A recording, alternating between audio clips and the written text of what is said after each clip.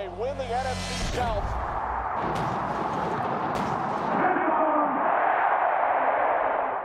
What's good, everybody? Let's talk some Tampa sports. Bucs versus 49ers, 1 p.m. Sunday. The Bucs are rocking the white and pewter combo again.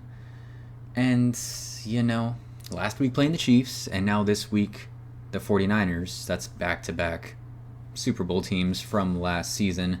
How lucky to us. Oh, even how much more lucky are the Bucs? Similar to the way the Bucs have too, both on offense and on defense, but the Bucs might be getting them at the worst time possible. Coming off of a bye week, yes, Ayuk is still out for the season, same way Chris Godwin is, but they get the Offensive Player of the Year back in his first action this season.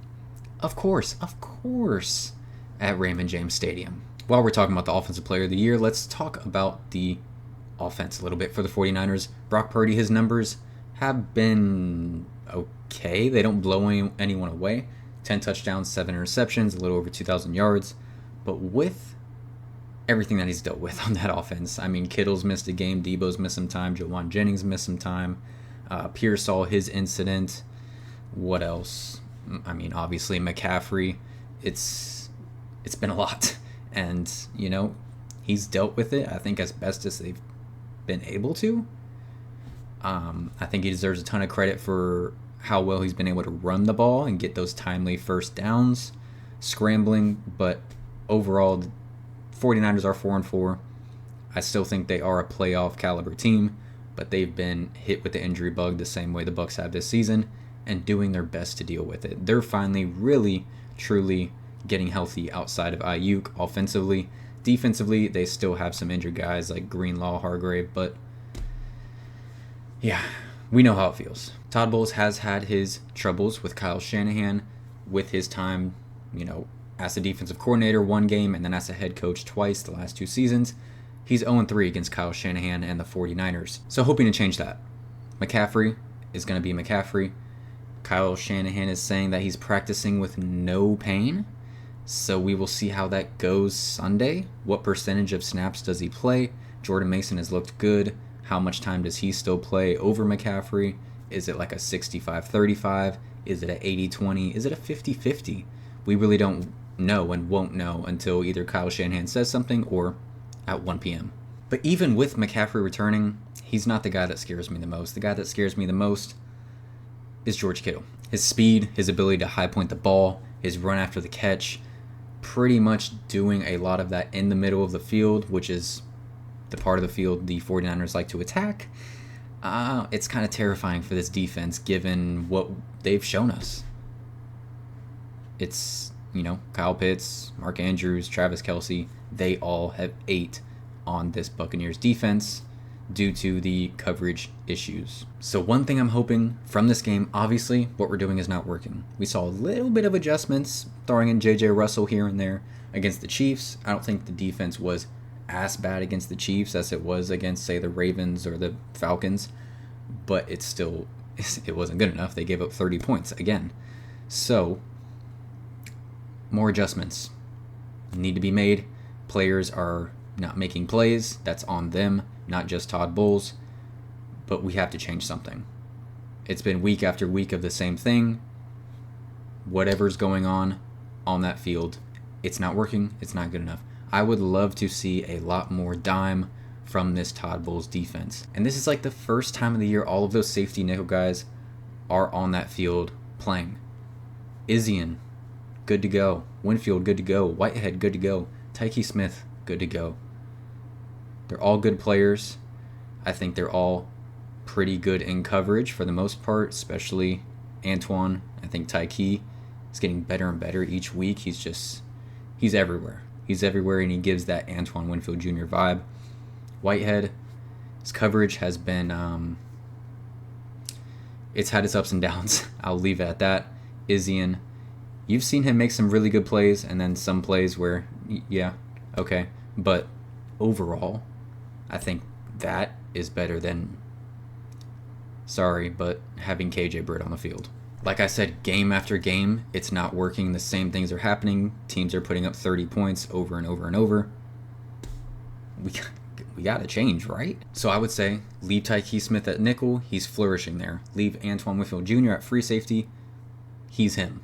He's first team All-Pro. On the other side, strong safety, like I said, his coverage has been on and off, but since he came into the league with the Buccaneers, his time with the Jets, and even this year, he's always been good against the run. Put him up closer into the box in that dime look, and then have Izzian opposite Antoine Winfield Jr. That is what I would suggest. I'm no defensive coach, but try it. Try this dime look. Give it a little bit of look last week against the Chiefs, but not nearly enough to get a real sample size of, yes, this works. No, it doesn't. Let's get a sample size, because we're going in this bye week.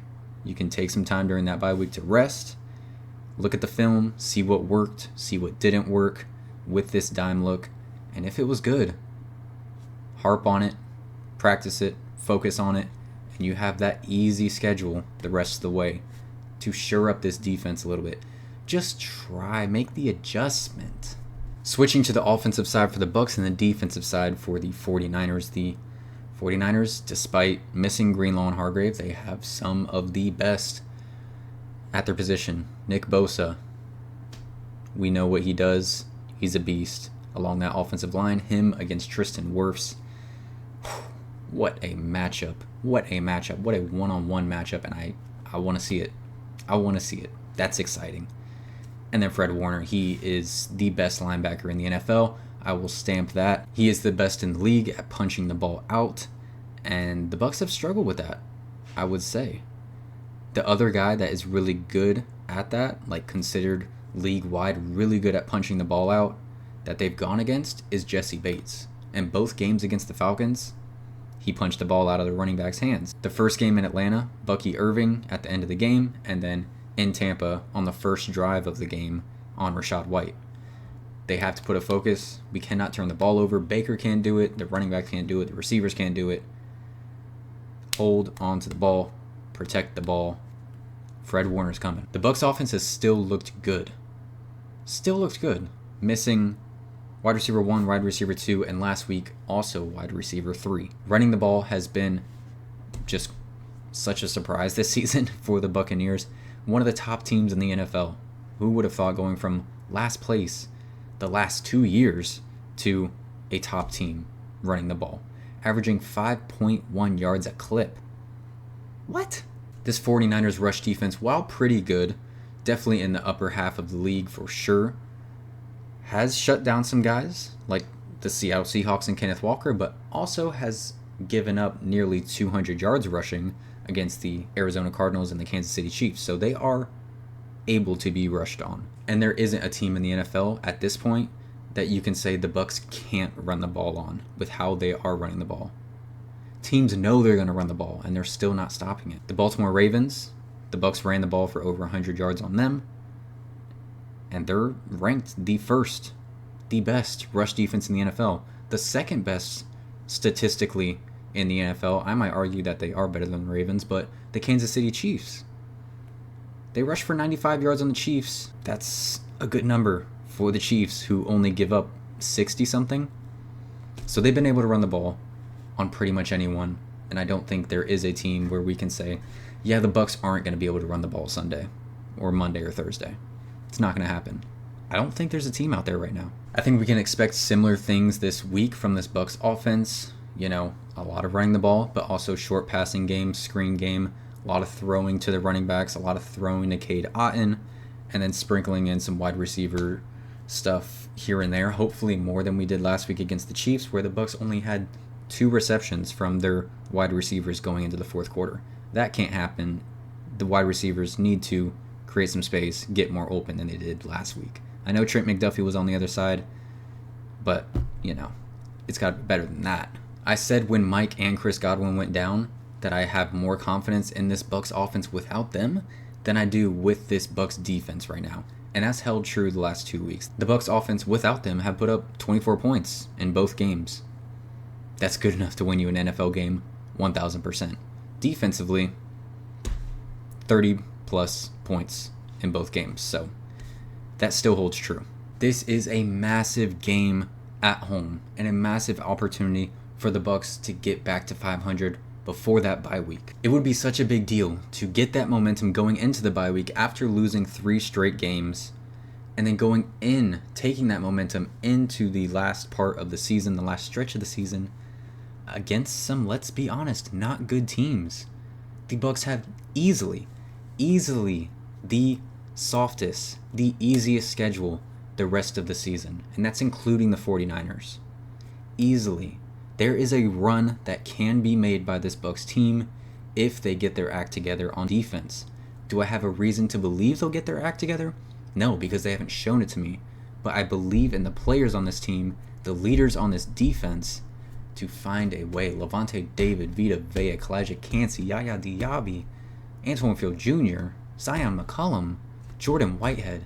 These are all good players that need to find their stride and need to find some momentum now. So this defense has been getting cooked week after week after week, but they also have been playing, not an excuse, a top 12 offense, a top 12 offense, a top 5 offense, a top 10 offense.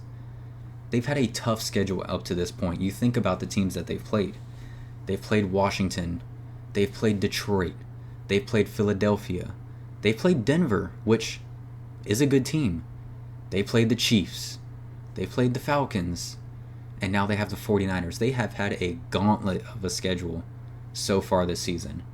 And it really eases up. And I keep saying there is a run that can be made if they get their act together defensively. I mean, Cowboys have not looked good. The Panthers twice? Come on. The Saints? Come on. The Raiders? Come on. The Giants? Come on.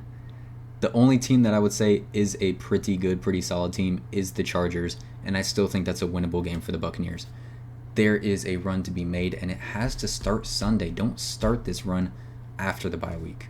Oh yeah, speaking about momentum and carrying it into that stretch, after that bye week, Mike Evans and Jamel Dean come back. So you get your best receiver, your best weapon in Buccaneer history coming back. And then you get Jamel Dean back defensively. So Zion McCollum on one side, who, by the way, is playing at an all-pro level. Not a Pro Bowl level right now. He is playing at an all-pro level. Unfortunately, opposite him has been Funderburk, who is an undrafted rookie and has played like it, and Josh Hayes, who primarily during his career has been a special teams guy and a really good special teams guy. I'm not trying to put down those guys. I think getting some film, getting some looks, some live reps in real-time games has been good for them, and they'll be able to use that tape to get better season after season, but I don't think they're ready for that right now, and their performances haven't showed that. So getting Jamel Dean back, even though he has been very inconsistent, is an upgrade, and an upgrade that this defense does need. Let's work with that dime look defensively. Let's keep doing what we're doing on offense, get this W, get this momentum back, and make a run for a wild card spot. Like I said, I'm in a I'll believe it when I see it mode for this defense right now. So I will say this Bucs defense gives up 24 points again, but I will say this offense puts up more than 24 points like they have the last 2 weeks and puts up 27, and the Bucs win this one in Raymond James Stadium, getting some momentum. 27-24. The 49ers have not won back-to-back games this year. They won their last game, now going into Tampa. Let's go. Thank you guys so much for watching. Please leave your comments on this game down below. Please like and subscribe if you have not already. Go Bucs, and y'all have a blessed one.